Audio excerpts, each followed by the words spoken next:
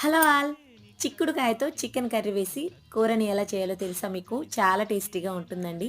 టిఫిన్స్‌లోకైనా, రైస్‌లోకైనా చాలా బావుంటుందండి. ఫస్ట్ అయితే చిక్కుడుకాయలని తీసుకొని 2 ముక్కలుగా చేసి పక్కన పెట్టేసుకోవాలి.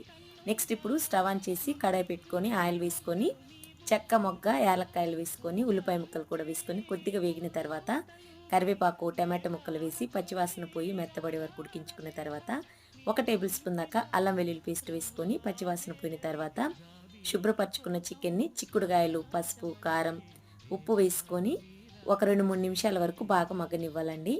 ఇలా మగ్గిన తర్వాత మీకు సరిపడ వాటర్ వేసుకొని అంతా కలిసేటట్లుగా ఒకసారి బాగా కలుపుకొని నెక్స్ట్ ఇప్పుడు ఈ చికెన్ పైన మూత పెట్టి ఒక 5, 6 నిమిషాల వరకు మీడియం ఫ్లేమ్ మీద ఉడికించుకొని ఫైనల్‌గా ధనియాల పొడి, గరం మసాలా, కొత్తిమీర తరుగు వేసుకొని మరొక నిమిషం వరకు ఉడికించుకున్నట్లయితే అద్దిరిపోయే చికెన్ చిక్కుడుగాయ కర్రీ రెడీ అయిందండి. ఇటువంటి వీడియోస్ కోసం మన ఛానల్‌ని సబ్స్క్రైబ్ చేసుకొని ఓ లైక్